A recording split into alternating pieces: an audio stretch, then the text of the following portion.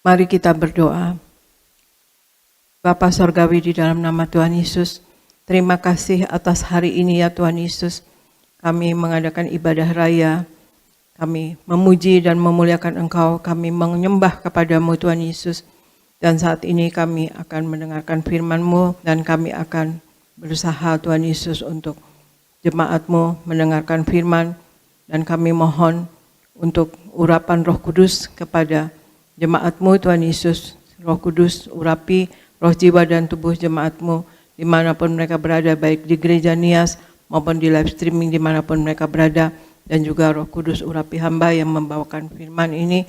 Roh Kudus, Engkau yang lebih dahulu bekerja, Engkau lebih dahulu menyentuh hati kami, dan biarlah firman yang disampaikan akan membangun iman kepada kami semua dan akan membawa mujizat, dan juga ada kasih, kuasa, dan mujizat-Mu selalu terjadi dalam kehidupan kami semua.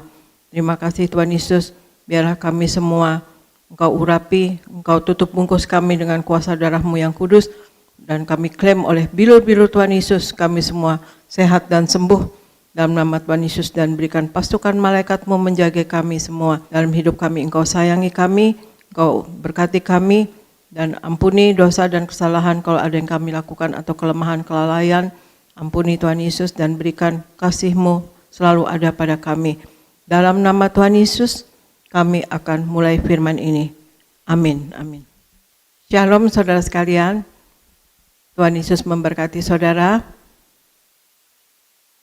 Saya percaya saudara selalu berada dalam lindungan Tuhan dan kita berada dalam keadaan yang luar biasa. Amin saudara sekalian.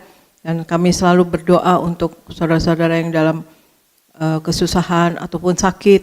Kami selalu berdoa, khususnya saya pribadi selalu mendoakan dalam doa pribadi saya Tuhan kepada saudara semua yang dalam keadaan sakit. Dan kita percaya kalau kita semua hidup sepenuh-penuhnya dalam Tuhan Yesus, apapun yang kita hadapi, kita akan berkemenangan saudara, dan saudara yang sakit akan sembuh dalam nama Tuhan Yesus. Saudara sekalian, hari ini saya akan membahas dari ayat firman Tuhan Matius 7 ayat 1-5, yaitu dengan judul bagaimana untuk kita tidak menghakimi. Saudara sekalian, bagaimana untuk kita tidak menghakimi. Dari Matius 7 ayat 1-5 dikatakan, jangan kamu menghakimi supaya kamu tidak dihakimi. Karena dengan penghakiman yang kamu pakai untuk menghakimi, kamu akan dihakimi, dan ukuran yang kamu pakai untuk mengukur akan diukurkan kepadamu. Mengapakah engkau melihat selumbar di mata saudaramu, sedangkan balok di dalam matamu tidak engkau ketahui? Bagaimanakah engkau dapat berkata kepada saudaramu, biarlah aku mengeluarkan selumbar itu dari matamu, padahal ada balok di dalam matamu? Hai orang munafik, keluarkanlah dulu balok dari matamu, maka engkau akan melihat dengan jelas untuk mengeluarkan selumbar itu dari mata saudaramu. Saudara, di sini Tuhan Yesus memberi pengajaran di ayat Matius 7 ayat 1-5 ini. Tuhan Yesus memberikan pengajaran kepada kita yang manusia dengan manusia, saudara sekalian. Meskipun hal hubungan kita dengan Allah dan antara sesama manusia sangat berkaitan, saudara sekalian. Kita katakan kita mengasihi Allah, tapi kalau kita tidak mengasihi sesama kita manusia percuma. Karena kita mengasihi Allah, refleksinya ada juga mengasihi sesama, dan itu yang dikehendaki Tuhan. Saudara, yang nomor satu, bagaimana untuk kita tidak menghakimi, saudara sekalian. Satu orang yang menghakimi akan dihakimi, saudara. Kalau melihat ayat Matius 7 ayat 2-3, dikatakan, karena dengan penghakiman yang kamu pakai untuk menghakimi, kamu akan dihakimi. Dan ukuran yang kamu pakai untuk mengukur akan diukurkan kepadamu. Mengapakah engkau melihat selumbar di mata saudaramu, sedangkan balok di dalam matamu tidak engkau ketahui? Artinya saudara sekalian, kalau kita melihat ayat ini, kalau kita menghakimi saudara kita, saudara sekalian, kalau kita menghakimi orang, kita secara tidak langsung kita sedang menghakimi diri kita sendiri juga. Karena kata-kata Tuhan Yesus, mengapa engkau melihat selumbar di mata saudaramu, sedangkan balok di mata kita sendiri kita tidak lihat. Selumbar itu adalah sepercik debu ya saudara sekalian, sepercik debu kecil banget gitu. Masa dosa orang yang atau kesalahan orang yang kecil kita bisa lihat padahal ada balok di mata kita, yang balok itu adalah kayu penyangga atap ya saudara. Itu kita nggak lihat saudara sekalian. Nah, secara tidak langsung kalau kita menghakimi orang, kita tuh sedang menghakimi diri kita sendiri. Jangan menghakimi di sini, yang Tuhan maksudkan saudara sekalian adalah setiap orang dari antara kita saudara, tidak boleh menempatkan diri lebih tinggi daripada sesama kita. Dan itu sangat mendasar saudara sekalian. Kita tidak boleh menempatkan diri kita di atas orang lain saudara sekalian. Jadi di mata Tuhan kita sama saudara sekalian. Karena menghakimi itu sebetulnya hak dan wewenang dari pemerintah saudara sekalian, yang mana atau pengadilan ya saudara sekalian, yang mana itu menghakimi itu dijatuhkan oleh untuk orang yang bersalah, yang itu wewenang daripada pemerintah atau penguasa untuk orang yang bersalah, dan kita akan diseret ke pengadilan saudara sekalian. Itu sebetulnya menghakimi, tetapi dari pihak Allah itu negara saudara sekalian, yang mana kita percaya juga pemerintah adalah dari Tuhan untuk orang yang bersalah, dan kita sebagai dari pihak daripada Allah, kita sebagai manusia tidak boleh menghakimi. Allah tidak mau kita menghakimi saudara sekalian. Bagaimana untuk kita tidak menghakimi saudara sekalian? Ya, hal yang kedua yang harus kita lakukan yaitu kita harus saling merendahkan diri satu antara dengan yang lainnya. Kita harus merendahkan diri satu dengan yang lainnya. Yohanes 13 ayat 13 sampai 17 dikatakan, "Kamu menyebut aku guru dan Tuhan, dan katamu itu tepat, sebab memang akulah guru dan Tuhan. Jadi, jikalau aku membasuh kakimu, aku yang adalah Tuhan dan gurumu, maka kamu pun wajib saling membasuh kakimu. Sebab aku telah memberikan suatu teladan kepada kamu, supaya kamu juga berbuat sama seperti yang telah kuperbuat kepadamu. Aku berkata kepadamu, sesungguhnya seorang hamba tidaklah lebih tinggi daripada tuannya, ataupun seorang utusan daripada dia yang mengutusnya. Jikalau kamu tahu semua ini, maka berbahagialah kamu jika kamu melakukannya." Ini berbicara saudara sekalian, hendaklah kita menjadi hamba bagi sesama orang lain saudara sekalian. Yang mana Tuhan katakan, Tuhan yang adalah Tuhan dan guru kita membasuh kaki kita. Dan Tuhan Yesus menghendaki di Yohanes 13 ini membasuh murid-muridnya ya, diminta untuk wajib membasuh kaki murid-murid yang lain saudara sekalian. Jadi ini berarti kita berusaha untuk menjadi hamba bagi sesama kita. Yesus membasuh kaki murid-muridnya dan mengatakan bahwa apa yang sudah ia lakukan atas mereka, harus mereka lakukan juga terhadap orang lain. Seperti di Filipi 2 ayat 3 dikatakan, dengan tidak mencari kepentingan sendiri atau puji-pujian yang sia-sia, sebaliknya hendaklah dengan rendah hati yang seorang menganggap yang lain lebih utama daripada dirinya sendiri. Jadi di sini kita diminta untuk saling merendahkan diri saudara sekalian. Jadi kita tidak berusaha untuk menjadi tuan atas yang lain. Jadilah hamba bagi yang lain. Seperti kita semua hamba-hamba Tuhan adalah untuk melayani. Kita semua hamba saudara sekalian bagi sesama ya. Jangan menempatkan diri kita lebih tinggi. Jadi kalau kita merasa kita lebih tinggi dari yang lain, ya itu kita gampang untuk menghakimi akibatnya, saudara. Untuk tujuan itulah kita dipanggil, ya saudara sekalian, untuk menjadi manusia yang rohani.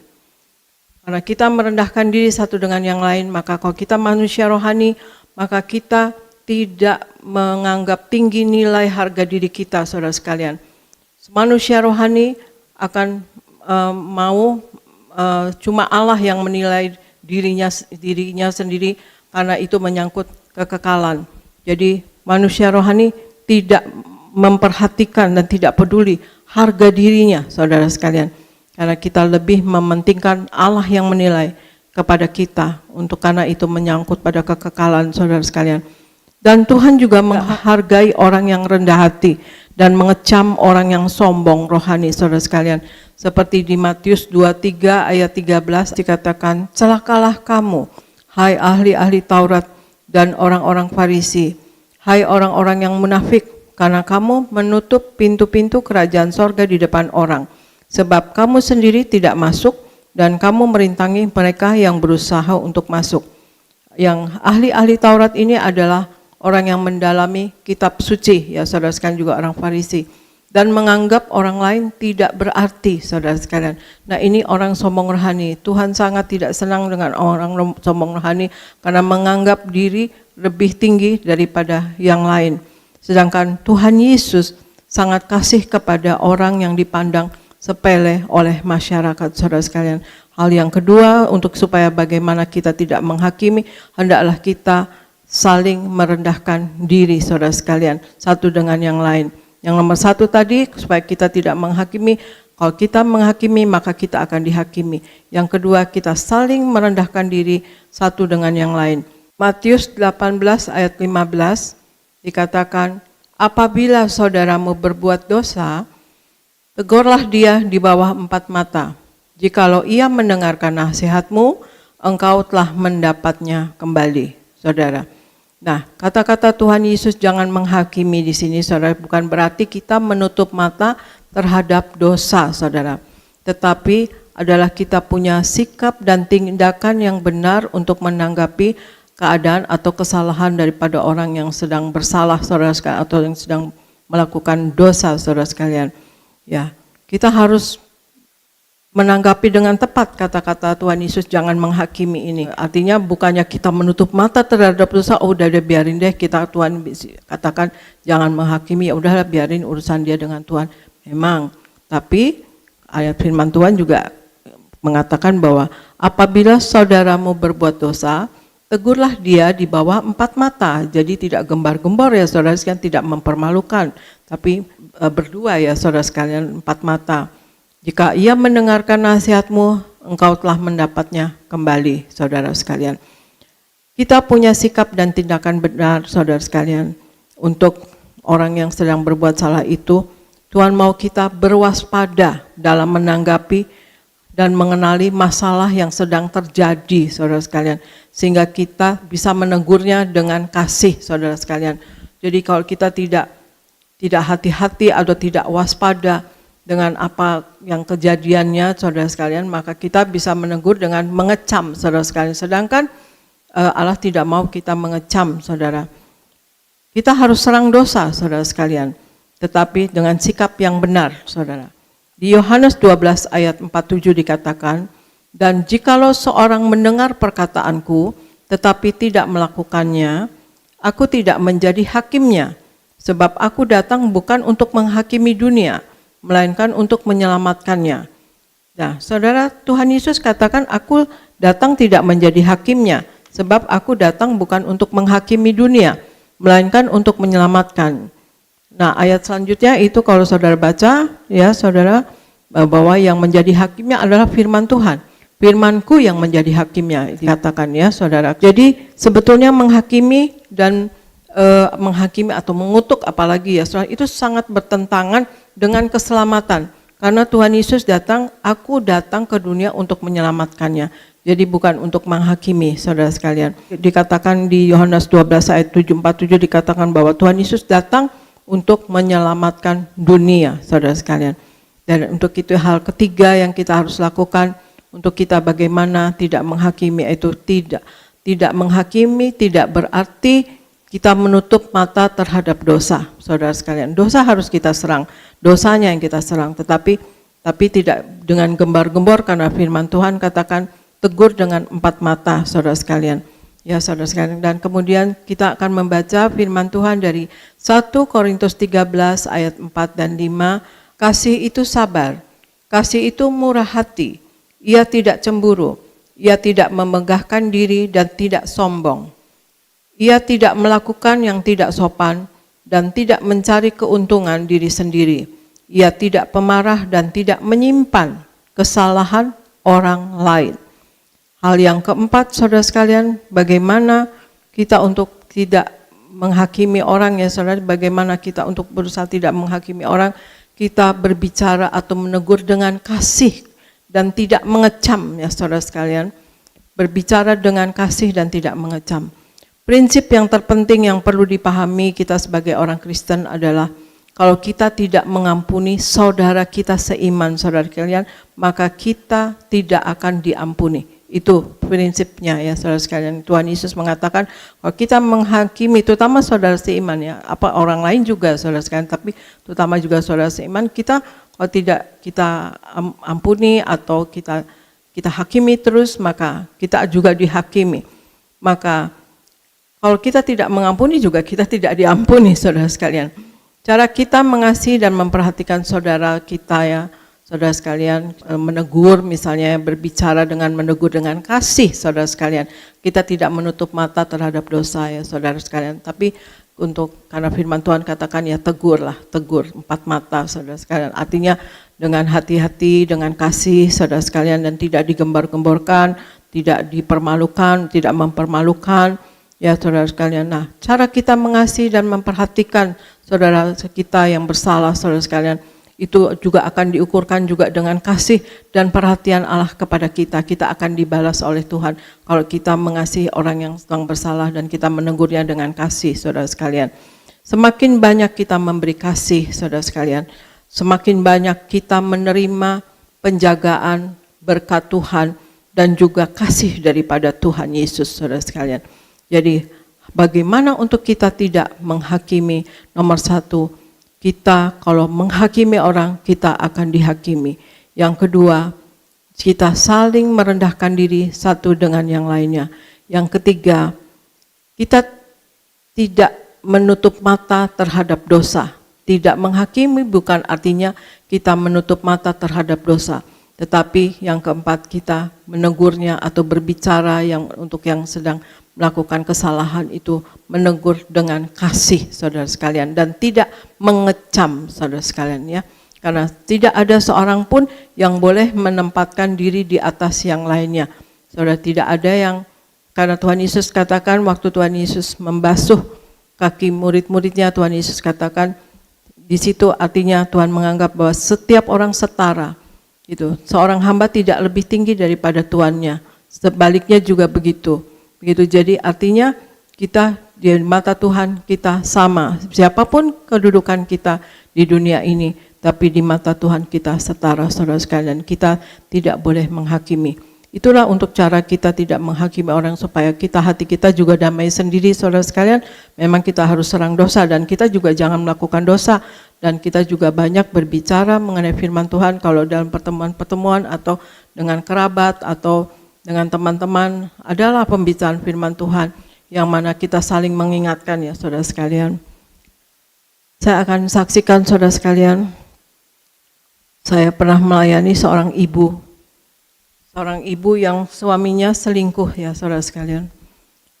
Suaminya selingkuh, tapi dia sebenarnya tidak tahu kalau suaminya selingkuh, cuma perlakuan suaminya kelihatan berbeda sekali, kemudian yang tidak pernah memukul, akhirnya istrinya tiap hari dipukul saudara sekalian. Cuma menjawab satu perkataan atau apa, padahal juga tidak kasar atau tidak, hanya menjawab saja bisa mukul saudara sekalian. Dan tiap hari dia tersiksa, dipukul. Akhirnya dia menelpon saya, dia menghubungi saya, dan kemudian konseling dengan saya. Ya saya katakan sabar dan doakan dan ampuni suaminya. Terus dia katakan pasti ini suaminya, dia tahu suaminya selingkuh dengan kawannya sendiri saudara sekalian. Itu menyakitkan sekali ya, temannya sendiri yang selingkuh dengan suaminya. Dan pasti dia katakan temannya itu pasti memberi ilmu-ilmu seperti itulah ya, maksudnya kuasa gelap ya gitu. Dia katakan ya kita jangan bicara dulu ke situ tapi berdoa saja. Kita berdoa dan kami berdoa. Kira-kira 1,5 bulan lah ya prosesnya itu kita berdoa. Saudara, satu saat ibu ini datang ke rumah saya malam-malam jam 3 pagi dan langsung masuk karena sering datang ke rumah ya. Jadi dia dikasih masuk oleh pembantu saya dan langsung mengetuk jendela kamar saya. Saudara sekalian, saya baru aja tidur. Dan dia nangis-nangis tanya, Ibu Eti sambil nangis-nangis. Dan saya kenali suaranya, kok suara dia ya kok malam-malam datang. Dan istrinya ini selalu percaya sekali bahwa suaminya ini semacam diguna-guna ya saudara sekalian. Gitu. Nah saya katakan ya udah jangan ngomong apa-apa dulu. Dengan arti kata jangan menghakimi dulu, jangan menduga, tapi berdoa saja gitu. Dan sementara itu berdoa kuat-kuat dan ya sabar-sabar saja gitu. Usahakan jangan bertengkar dengan suaminya dan jangan supaya suaminya bisa untuk menyerang dia, ya apalagi memukulnya. Karena kalau sudah memukul itu dipukul terus saudara sekalian sampai istrinya masuk ke kolong meja makan dan berlindung di antara kursi makan, itu baru suaminya berhenti. Itu sadis saudara, sampai biru-biru. Nah, zaman dulu itu belum ada kayak melapor ke polisi atau apa kayak gitu, kayaknya aib ya saudara sekalian rumah tangga. Kalau suami kita atau kita disiksa atau apa gitu, kalau belum terlalu luka-luka, kalau belum ada aduan dari keluarganya, ya aib rasanya gitu. Kalau sekarang kan ada Komnas Perempuan, ada hak asasi manusia, ada kekerasan psikis bahkan gitu ya, ditekan aja bisa melapor kepada polisi. Tapi itu dulu dipukul ya, sampai masuk meja, kolong meja makan ya saudara sekalian, baru suaminya berhenti.